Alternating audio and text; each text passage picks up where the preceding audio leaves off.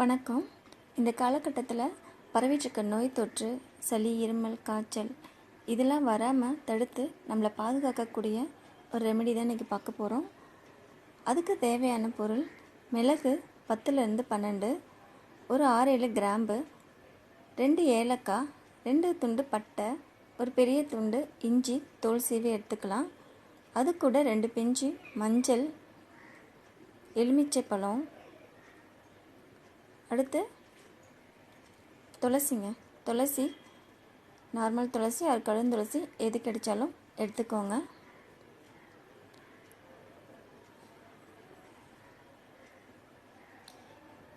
இந்த ரெமெடிஸ் எல்லாமே நம்ம நசுக்கிக்கணும்.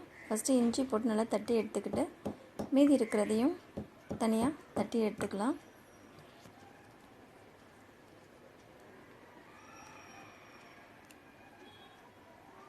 அடுத்து ஏலக்காய் 2, அதையும் நல்லா தட்டி எடுத்தாச்சு. நெக்ஸ்ட்டு மீதி இருக்கக்கூடிய பொருளையும் போட்டு நல்லா தட்டிக்கலாம். மிளகு, பட்டை,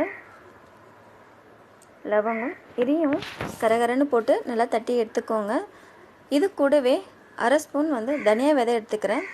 இதையும் இது கூடவே கரகரன்னு 1-4 தட்டி எடுத்துக்கலாம். இது கல்லில் தான் நீங்கள் இடிக்கணும்னு கிடையாது, மிக்சிலையும் போடலாம். பட் கல்லிலே இடிச்சிக்கிறது நமக்கு ரொம்ப நல்லது. ரொம்ப நைஸாக இடிக்க வேணாம், ஓரளவுக்கு இந்த மாதிரி இடித்தா போதும். இந்த கஷாயம் வைக்கிறதுக்கு தேவையான தண்ணி நான் எடுத்துக்கிறேன். நான் 2 பேர்த்துக்கு தேவையான பொருளை தான் நான் நசுக்கி வச்சுருக்கிறேன். அந்த மசாலாவுக்கு தேவையான 2 டம்ளர் தண்ணி. பட் நான் 3 டம்ளராக வச்சு அந்த ஒரு டம்ளர் சுண்டி வரணும். சுண்டி 3 டம்ளர் 2 டம்ளர் மாறுற அளவுக்கு நம்ம இதை நல்லா கொதிக்க விடணும். அதனால் நான் 3 டம்ளர் தண்ணி எடுத்துருக்கேன். இந்த தண்ணியை பாயில் பண்ண வச்சிடலாம். கொதிக்கட்டும். இப்போ நமக்கு தேவையான பொருளாக ரெடியாக எடுத்து வச்சாச்சுங்க. துளசியை வாஷ் பண்ணி 2ஆக கட் பண்ணி வச்சாச்சு. இஞ்சியை நசுக்கி வச்சாச்சு. தென் மிளகு, பட்டை, லவங்கம் அது எல்லாமே ஏலக்காய் எல்லாத்தையுமே அதையும் நசுக்கி வச்சாச்சு. லெமனை ஜூஸ் பண்ணி எடுத்து வச்சாச்சு.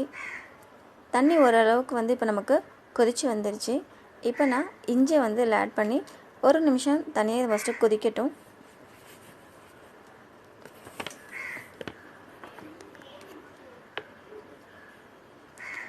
லேசாக இது கொதித்து வந்த உடனே மீதி தட்டி வச்சுருக்கக்கூடிய பொருளையும் இதுலேயே நான் சேர்த்துக்கிறேன்.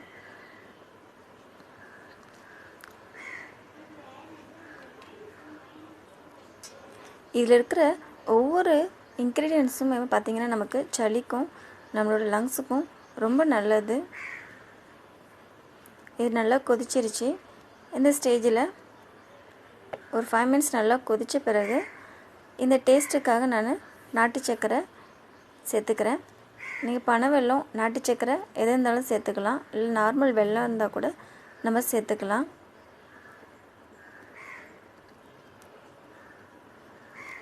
இந்த சர்க்கரை கரையிற அளவுக்கு திரும்ப கொஞ்சம் நேரம் கொதிக்க விடுங்க.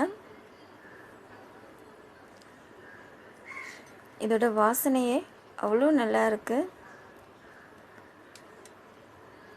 ஏலக்காய், பட்டை, லவங்கம் எல்லாமே போட்டு கொதிக்க வைக்கவும் அந்த வாசனையே இப்போ இன்னும் சுண்டி வந்த பிறகு இன்னமும் நமக்கு இன்னும் நல்ல ஃப்ளேவர் கொடுக்கும்.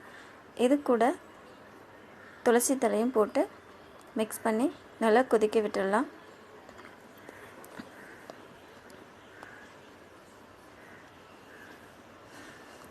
மூணு டம்ளர் தண்ணி 2 டம்ளராக வத்துற அளவுக்கு நம்ம கொதிக்க விடணும். ரொம்ப ஹைலையும் வைக்காமல் சிம்லையும் வைக்காமல் மீடியமில் வச்சு ஓரளவுக்கு வச்சுருந்தோம்னா அது ஃபாஸ்ட்டாக சுண்டி வந்துடும் நமக்கு. அப்போ தான் அதில் இருக்கக்கூடிய நம்ம போட்டிருக்கக்கூடிய அந்த மசாலாவோட தன்மை எல்லாமே இந்த தண்ணியில் சாறில் இறங்கி நமக்கு முழுசாக கிடைக்கும். அதனால் நல்லா நம்ம கொதிக்க வச்சா தான் யூஸ்ஃபுல்லாக இருக்கும். எப்படியும் நம்ம மீதி இருக்கிறத தூக்கி தான் போட போகிறோம். அந்த சாரில் முழுசாக அதோட குணங்கள் ஃபுல்லாக இறங்கணும். ஸோ அதை நான் ஒரு 5 மினிட்ஸ் மூடி வச்சிடறேன். கொதித்து ஆஃப் பண்ணி முடித்த பிறகு தென் நம்ம ஒரு டம்ளரில் 2 பிஞ்சு மஞ்சள் தூள் எடுத்துக்கிறோம்.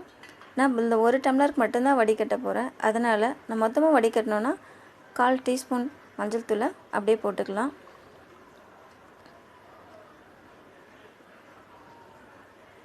இதோட வாசனையும் அவ்வளோ ஃப்ரெஷ்ஷாக இருக்குங்க, துளசி வேறு போட்டிருக்கிறதுனால.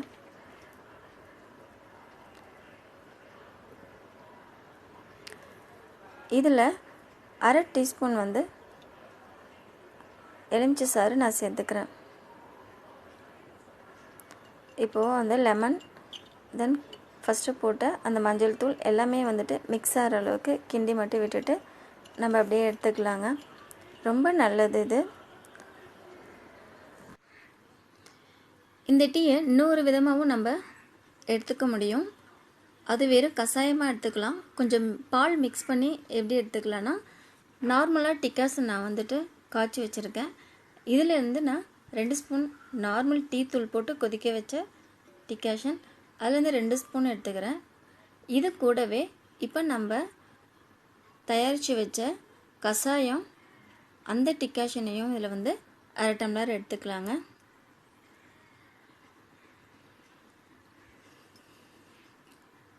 இது கூட ஆல்ரெடி காய்ச்சி சூடாக இருக்கக்கூடிய 1/2 டம்ளர் பாலை வந்து ஆட் பண்ணிக்கலாம். இப்போ பாலோட மிக்ஸ் பண்ண மூலிகை டீ நமக்கு ரெடி. அதில் வந்து லெமன் அண்டு மஞ்சள் தூள் வந்து போட்டிருக்கேன். இதில் அது போடலை, அவ்வளோதான் வித்தியாசம். பட் அதுவும் நல்லது. இப்படியும் எடுத்துக்கலாம்.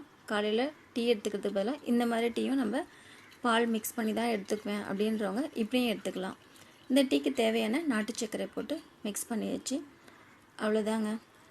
பால் கலந்த மூலிகை டீயும் ரெடி. வெறும் கஷாயமாக காய்ச்சின மூலிகை டீயும் ரெடி நமக்கு. இது மார்னிங் டைம் நார்மலாக எடுத்துக்கக்கூடிய டீக்கு பதிலாக நீங்கள் இந்த மாதிரி எடுத்துக்கிட்டிங்கன்னா, இப்போ இருக்கக்கூடிய சளிக்கும் இருமலுக்கும் இப்போ நிறைய பரவிக்கிட்டு இருக்க இந்த கொரோனா நோயால் வரக்கூடிய தொண்டை தொற்றுக்கும் ரொம்ப நல்லது இது. இதில் இருக்கிற ஒவ்வொரு பொருளுமே அவ்வளோ மருத்துவ குணம் கொண்டது. இஞ்சி பார்த்திங்கன்னா சளி, இருமல், நோய் எதிர்ப்பு சக்தி எல்லாத்துக்குமே யூஸ்ஃபுல்லாக இருக்கக்கூடியது. ஏலக்காய் ஆஸ்துமா, ப்ரீத்திங் ப்ராப்ளத்துக்கு நல்லது. லவங்கம் நுரையீரல் சளி, இறுக்கமாக கெட்டி இருக்கிற சளியெல்லாம் லூஸ் பண்ணி நமக்கு ரிலீஸ் பண்ணும். மிளகு பார்த்திங்கன்னா நச்சுத்தன்மை அகற்றுது. ரத்த சுத்திகரிப்புக்கும் ரொம்ப யூஸ்ஃபுல்லாக இருக்கும். கிராமம் இயற்கையாகவே ப்ரீத்திங் கோல்டுக்கு நல்லது. தனியாவும் ஒரு கிருமி நாசினி தான், செரிமானம் தென் கிருமி நாசினியாகவும் அது யூஸ் ஆகுது. மஞ்சளும் ஒரு முக்கியமான கிருமி நாசினி, நமக்கு எல்லாருக்கும் தெரிஞ்ச ஒன்று. துளசியும் சளி காய்ச்சலுக்கு ரொம்ப நல்லதுங்க. இத்தனை நன்மையும் இருக்கக்கூடிய இந்த கஷாயத்தை டெய்லி அல்லது ஒரு நாள் விட்டு ஒரு நாளாவது வச்சு கண்டிப்பாக குடிங்க. பாதுகாப்பாக இருங்க. பிடிச்சிருந்தா லைக் பண்ணுங்கள், ஷேர் பண்ணுங்கள் அண்ட் சப்ஸ்கிரைப் பண்ணுங்கள். தேங்க்ஸ் ஃபார் வாட்சிங்.